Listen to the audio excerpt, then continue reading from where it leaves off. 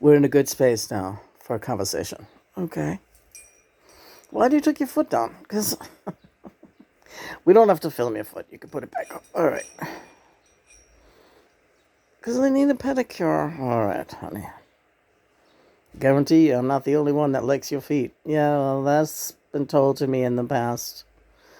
I am aware of that. My father-in-law was one of them. He was always looking at my feet. It's way too muggy for fish and chips today, don't you think so? I wouldn't relish having the oven turned on today, but who knows? Maybe it'll cool down. I think it's supposed to cool down. All right, so you said you're in a good space for a conversation? Yes. I'm in a great space for a conversation, honey. Okay, converse with me. That's what I like. That's what I like to hear. Okay. You fed your birds, you fed your animals, you fed Christopher his vitamin supplements, you did your morning stretches, and what's left? I feel, do I have to do that? You don't have to do anything, but I would like to go back to your new harp, your lyre, at some point today and check on the tuning. Okay. Yeah, they say it takes a while before it's in tune and stays in tune. You'll figure it out how to play it, but let's get it nice and tuned up. And that's an exercise in itself. That takes a lot of, you need that. You need that. Yeah, for my musical, keep my music prowess sharp. Yeah. Although you usually you're a great tuner by ear. You don't usually need much help in that department, and neither did I. But neither do I. Yeah, you don't, honey. What am I gonna do with these sinuses? They're bothering me too much. Seawater. All right. I see water. I drink it. Good morning, Mom and Dad. Good morning, home team. Yeah. Anything I should know today? Well, Page of Swords. Your children love you. Hi, kids. Oh, I feel it.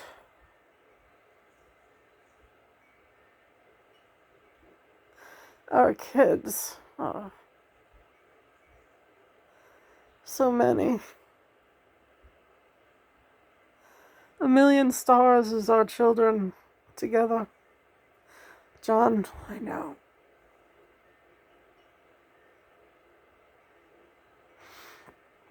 They have a famous daddy and an unknown mommy.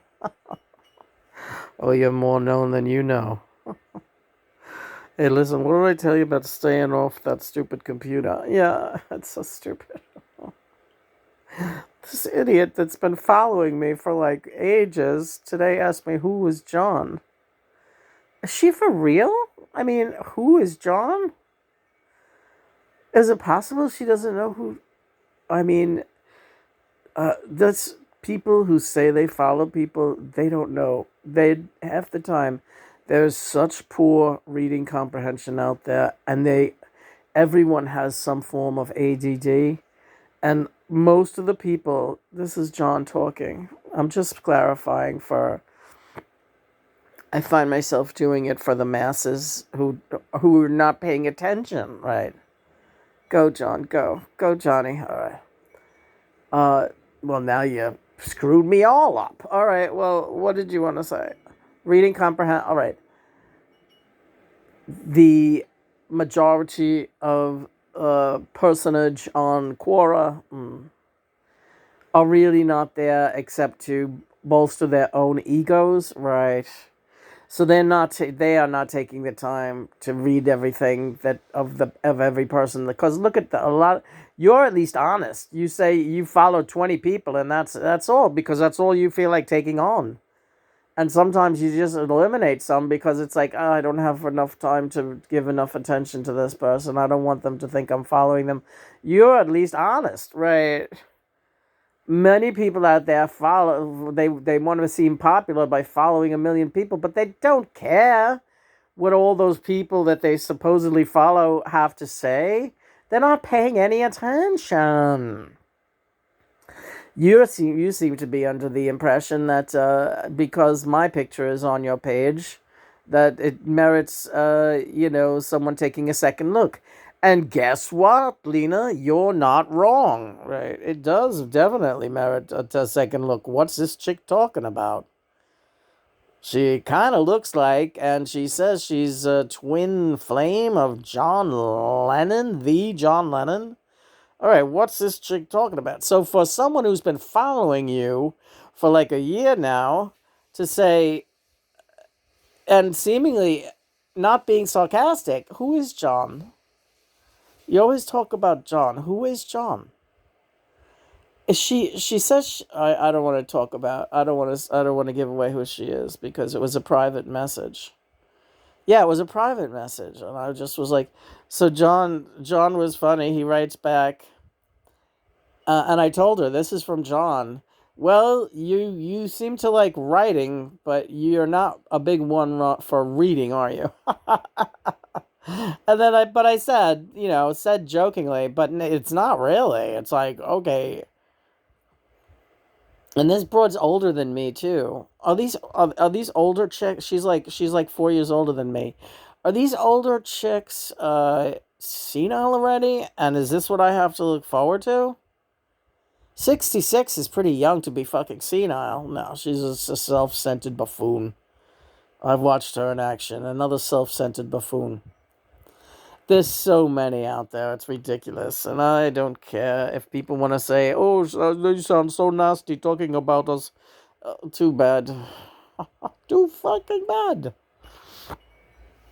That was a good documentary we started last night about this woman who has lupus, but she's a stand-up, not a comedian, storyteller.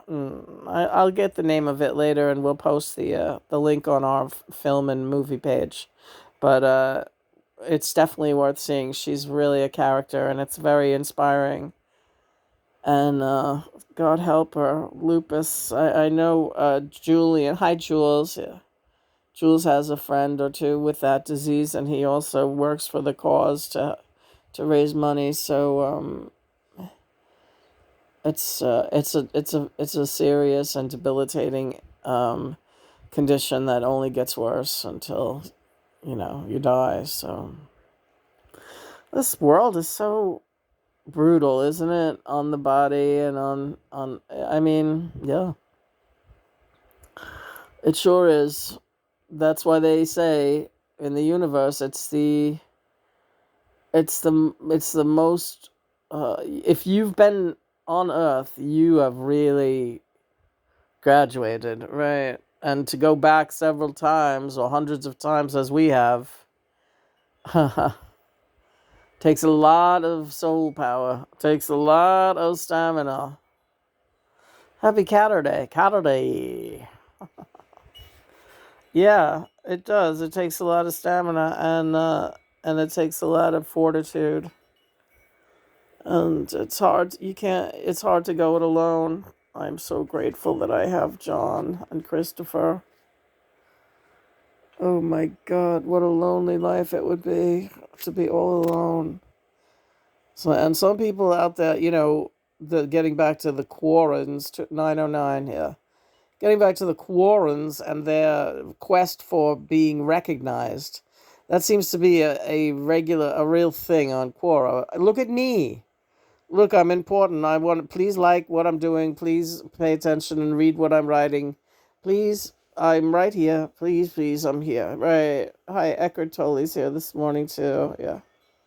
And his soul twin, Kim. Good morning, ECKHART and Kim. Yes. Lena, I'm gonna let ECKHART take over. Johnny, you the man. You tell me who comes through, and I'll let him through. Good morning, ECKHART. Oh, it's been a while. I get that terrible sinus too, and I get the congestion, and Oh, it's a miserable, yeah. And you know, I struggle physically. I have a very brittle, you know, I'm not the sturdiest. I do my best to be up on nutrition and everything, but sometimes you have what you have to work with. You know what I mean? Yes, I do. So I'm just really here to say good morning, and so is Kim. Hi, Kim. Hey. Yeah, you're doing very well. What you can try to do is, I would say, meditate some more. Yes, that would help. And I know you feel that you meditate a lot, but you should. You know that yesterday you spent most of the day in very deep meditation, and you were very much benefited by the experience, and I can assure you that that is the direction you should be going in now. Very little strenuous movement, and everything should be calm and comfortable, and enjoy this time of rejuvenation. Happy birthday! Thank you. Happy birthday. That is a nice marker, 62. It is very nice, and not not everybody comes along that far, and you have come along very, very well, considering you have not had it easy, but it's all relative.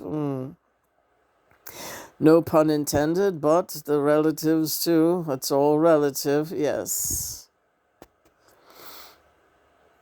So John let me come through, and he said, just take it, Eckert. I know she always likes to hear from you, and now I feel somewhat not plagued, it's just obligated to tell you something of great wisdom. I don't feel that I have very much. It's not really true. As you know, I'm sort of a funnel, and things come through me, much the way they come through you. And I would speak on those who don't wish to comprehend. It's more they don't wish to comprehend that you are with John. And it's they are like demanding, with all the documentation that you have offered over the last decade and more. They are still demanding a private, example, explanation, right? From you. They want a synopsis. It's a very weird sort of trip that they're on, that they are determined to dislike you. I'm not saying this to make you feel unloved, because you're loved. Just as you pointed out yesterday, fear breeds ignorance, and ignorance breeds fear. And what you see mostly on the internet, unfortunately, is ignorance and fear, amplified and showcased in many, many instances and circumstances. He's nodding his head. When Eckhart nods his head, it's so, I feel it so vigorously. I've always been able to channel him like so effectively, because I think it's because we've been in the same room together in the past, and I feel that somehow our energy really rubbed off on each other way back then when we went to see you in the city, way before John came through. Not so long before John. I believe it was a year or two before. Well, Chris didn't have cancer yet, right? Okay, so yeah, maybe 2010 that was. You remember that? I believe so, if you go back and check your files. I'll print that story again of when we went to see Eckhart in Manhattan. An audience with Eckhart, not the Pope. Close. It was magnificent to hear him speak in this beautiful tabernacle on Riverside Drive in Manhattan. It was absolutely a privilege and an honor to be there. We had a wonderful, wonderful experience. And this is that was years after I had read all of his writings and all of his books and listened to all of his lectures on CD, and so I already felt very well acquainted with him. I remember when I bought The Power of Now. I was in a Barnes and Noble in Forest Hills with my mother. We were going to lunch and we went shopping afterwards, and there was a Barnes and Nobles right where the restaurant was, and it was Eckhart's runaway bestseller, The Power of Now, which I had been in the dark about, knew nothing about it. It was just laying there. This was shortly after 9/11, I think. So that would be 2001. I don't.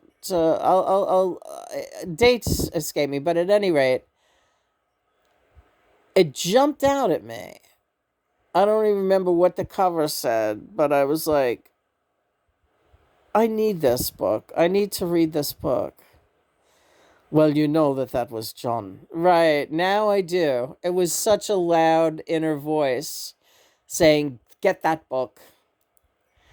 It was the only copy. It was laying in the middle of the table of clearance books. And it was the only copy of The Power of Now. And I just grabbed it, and I just briefly looked at it, and I thought, I need a book like this. And I think I need this book. And my mother being the usual, I hate to say scatterbrain, but that's not her thing at all, that kind of reading and writing material. And she was like, what are you getting that for? What do you want with that? Not, I'm like, what do you care what I'm getting this for? What do you want me to get? Raggedy Ann and Andy go to the beach? Like, what do you, what would suit you, mother? You didn't open their birthday card yet. No, I didn't. I'm not up to it.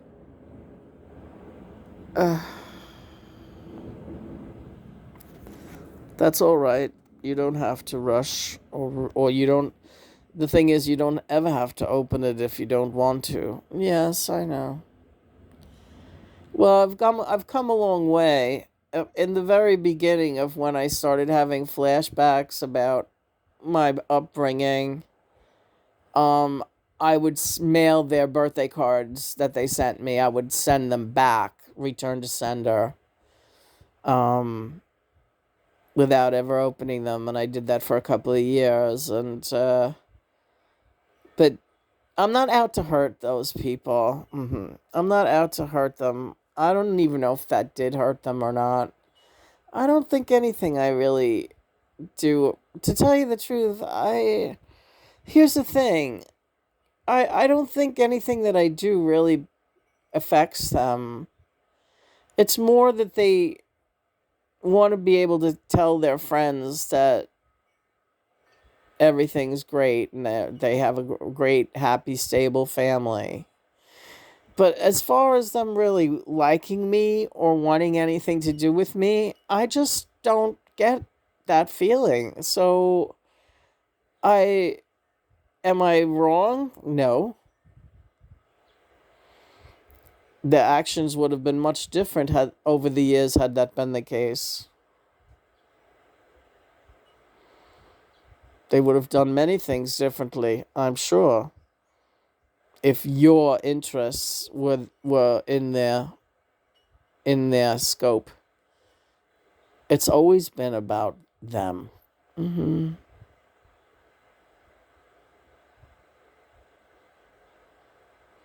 And you've done the best you can, right? Yeah, I I have prayed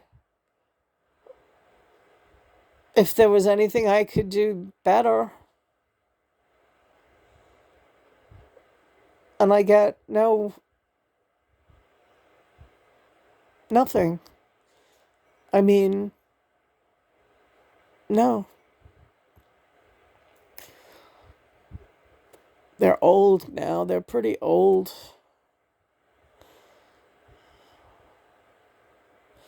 They're John's age, if he would have still been alive. So John, this October would have been 84.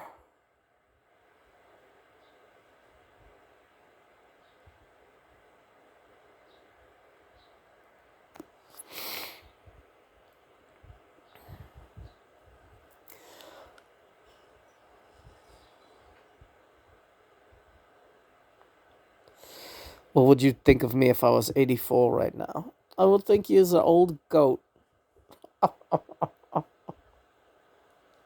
Would you still love me? Yeah, just the way everybody does. Oh, that's not what I need to hear. What do you need to hear? Would you be crazy about me? Sure, why not? Like the way you all know? Sure, why not?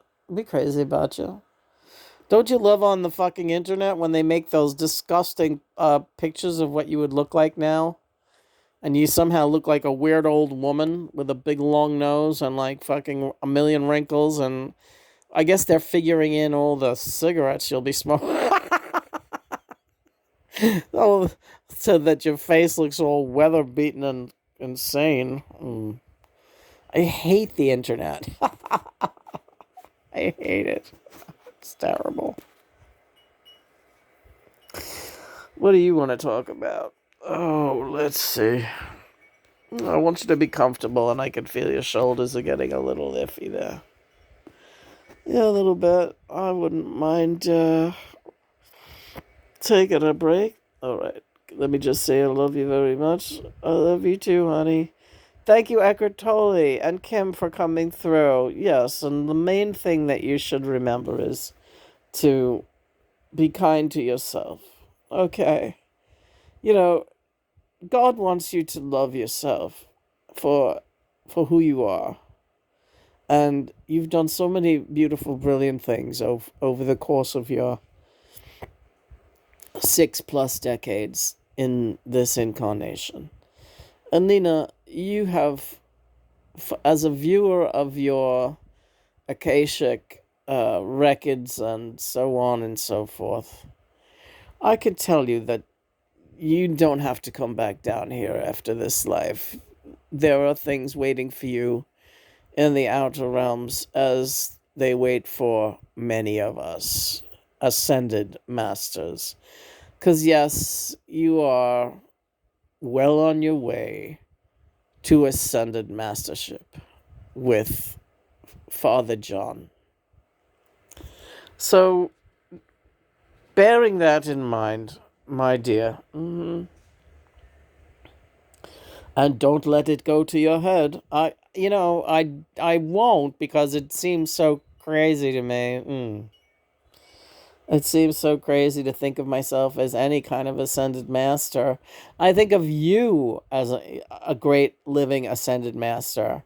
So it's like, I am not anywhere near. Don't say that, because you are. We're in the same boat. We're in the same boat, and we're teaching the same course in miracles. And sometimes these students are just not up for the job, and they'll have to make it for next time round. We love you. Love you too, ECKHART. Thank you so much. Mother and Father, thank you for another wonderful, beautiful day. John, I love you. I love you too.